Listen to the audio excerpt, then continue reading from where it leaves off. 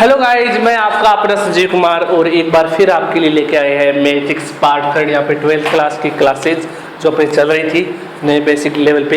ये तीसरी क्लास है इसकी। अपने मैट्रिक्स पढ़ी, मैट्रिक्स के प्रकार पढ़े। आज अपने पढ़ेंगे प्रॉपर्टी ऑफ मैट्रिक्स, मैट्रिक्स की गुणधर्म या आव्यूह के गुणधर्म, आव्यूह के गुणधर्म या प्रॉपर्टी ऑफ मैट्रिक्स। क्या क्या प्रॉपर्टी है मैट्रिक्स की, उस प्रॉपर्टी को समझने के लिए आपको दो चीजें जरूरी समझनी है। वो है, पहली बात करते हैं कि यदि आपकी बुक के अंदर लिखा हुआ है, मैं बुक की लाइन पढ़ रहा हूं, साथ साथ देते रहना, कि यदि किसी आव्यूह ए की पंक्तियों और स्तंभों को परस्पर बदल दिया जाए तो इस प्रकार से प्राप्त नई मैट्रिक्स को परिवर्तित आव्यूह कहते हैं। मेरी बात को ध्यान सुना, परिवर्त आव्यूह क्या होता है? परिवर्त आव्यूह या जिसे अपन कहते हैं ट्रांसफॉर्म मैट्रिक्स। ठीक है, ट्रांसफॉर्म मैट्रिक्स क्या होती है? ट्रांसफॉर्म कर देना उस चीज का। परिवर्त आव्यूह क्या होता है? परिवर्त आव्यूह वो होता है जब मैं किसी चीज की संख्याओं को आपस में बदल देता हूं, पंक्ति और स्तंभों को। जैसे 1 2 3 4, मैं छोटा एग्जांपल लेके चल रहा हूं। ये इसके कॉलम रो है, पंक्तियां हैं, और ये इसके स्तंभ है C1 और C2। पंक्ति और स्तंभों को बदल दूंगा, मतलब ये जो पंक्ति है ये स्तंभ बन जाएगी और ये जो स्तंभ है ये पंक्ति बन जाएगा। तो मैं इसको कैसे लिखता हूँ? इस पंक्ति को स्तंभ में बदलूंगा तो 1 2, इस पंक्ति को स्तंभ में बदलूंगा 3 और 4। अब देखिए, जो पंक्ति थी वो स्तंभ बन गया और जो स्तंभ था 1 और 3 वो आपकी क्या बन गई? पंक्ति बन गई। जब अपनी पंक्ति और स्तंभों को आपस में बदल देते हैं तो ये इस प्रकार की मैट्रिक्स ट्रांसफॉर्म मैट्रिक्स कहलाती है या परिवर्त आव्यूह कहलाती है। इसे AT से डिनोट किया जाता है और इसे A' से भी लिखा जाता है। चाहे इसे A' से लिख लो, चाहे AT से लिख लो। सिंपल करो कि ये आपकी एक मैट्रिक्स है A बराबर अगर ये दिया हुआ है और पंक्ति स्तंभ को कन्वर्ट कर दिया तो आपकी ये वैल्यू बन गई। मतलब जब पंक्ति और स्तंभों को आपस में ट्रांसफॉर्म कर देना, आपस में बदल देना, वो चीज परिवर्त आव्यूह कहलाता है। क्या कहलाता है? परिवर्त आव्यूह। परिवर्त आव्यूह से अगर लेके चले तो परिवर्त आव्यूह जो होता है वो परिवर्त आव्यूह से दो तरीके की चीजें सामने आती है। एक आती है सममित मैट्रिक्स, एक आती है विषम सममित मैट्रिक्स, एक आती है सिमेट्रिक मैट्रिक्स। ध्यान से देखना, एक आती है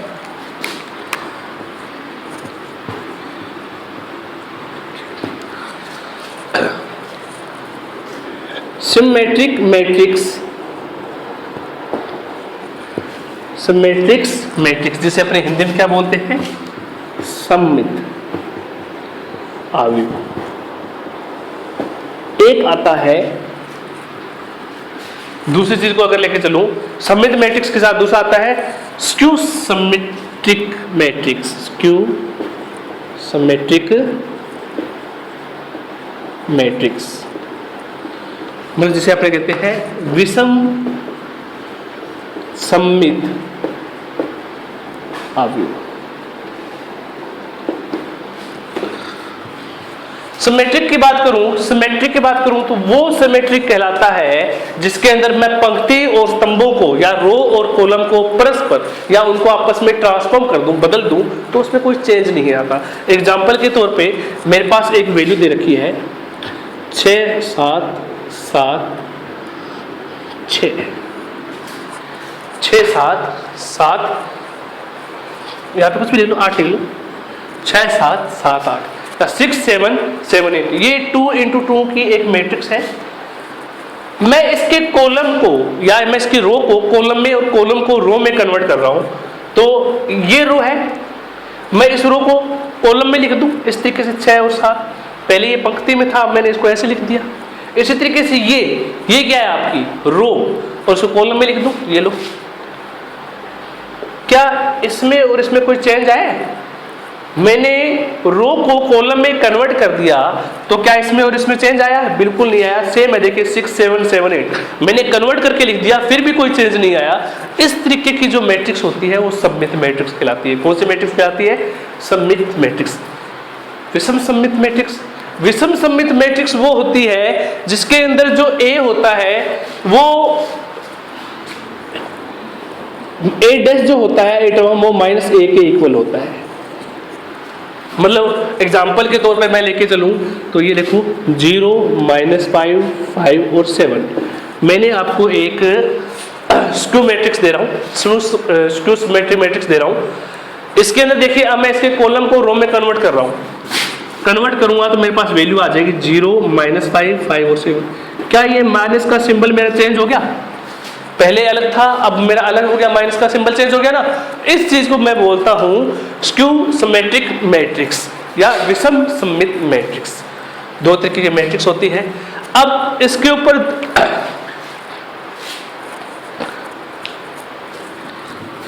अच्छा एक चीज और, मैं एक चीज और बताना चाहता हूं। यहाँ पे 7 नहीं आएगा, यहाँ पे 0 ही आएगा। मेरी बात को ध्यान से सुनना।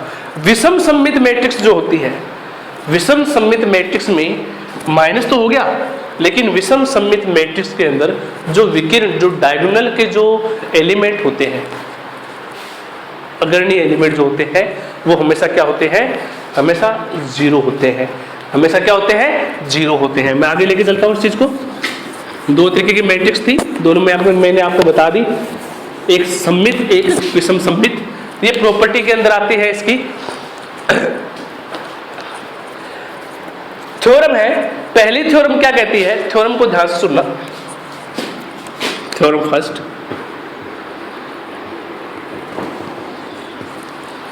के वास्तविक अवयवों द्वारा किसी वर्ग के अवयव या कि स्क्वायर मैट्रिक्स अवयव ए के ए प्लस ए डैश एक सममित अवयव है और ए माइनस।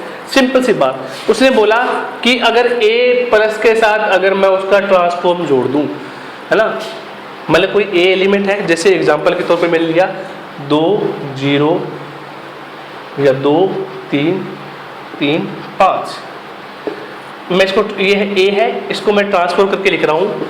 मेरा ए ट्रांसफॉर्म क्या हो जाएगा यहाँ पे? 2 3 3 5 सेम ही आएगा। तो अगर मैं इन दोनों को जोड़ दूं, जो मेरा आंसर आएगा, जोड़ के देखो। अब इनको ऐड कैसे किया जाता है? स्क्वायर मैट्रिक्स, कोई भी मैट्रिक्स होती है, मैट्रिक्स में अवयव को अवयव के साथ ही जोड़ा जाता है। A11 का अवयव A11 के साथ ही जुड़ेगा और A11 का अवयव A11 के साथ ही घटेगा।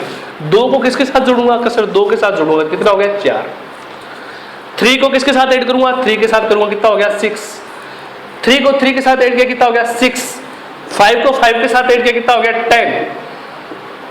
अब मैं इसको ट्रांसफॉर्म कर रहा हूं, मैं इसका जो आंसर आया है ना, इसको ट्रांसफॉर्म कर रहा हूं। ट्रांसफॉर्म करके देखो, ट्रांसफॉर्म करोगे तो सेम चीज आएगी वापस। ये लो, कोई चेंज आया क्या इसके अंदर? इसके अंदर कोई चेंज नहीं आया। मतलब अगर मैंने इनको ए और उसको ट्रांसफॉर्म को जोड़ा तो फिर मेरे पास एक मैट्रिक्स आई। मैंने इसका भी ट्रांसफॉर्म करके देखा, फिर भी सेम वैल्यू आई ट्रांसफॉर्म करने पे, तो मैं कह सकता हूं कि ए प्लस ए डैश जो होता है वो एक तरीके का सममित अवयव होता है या सममित मैट्रिक्स होता है। इसी के अंदर से मैं इसको घटा के देखूं, ठीक है, मेरे पास a माइनस ए डैश करूंगा, a माइनस ए डैश करूंगा। मेरे पास कोई ऐसी वैल्यू दे रखी है जिसमें a माइनस ए डैश करने पे जो आपका अवयव आएगा वो आपका क्या आएगा? एक विषम सममित अवयव आएगा। कौन सा आएगा? Skew symmetric. तो ये हमेशा क्या होता है? ये a प्लस ए डैश आपका सममित अवयव होता है या सिमेट्रिक मैट्रिक्स होता है और a माइनस ए डैश आपका स्क्यू सिमेट्रिक मैट्रिक्स होता है। ये थ्योरम्स थी। तो एक जो लास्ट थ्योरम है इसकी, ध्यान से सुनना, इस लास्ट थ्योरम को मैं यहाँ पे रिप्रेजेंट कर रहा हूँ। पहली थ्योरम सिंपल थी, a प्लस ए डैश।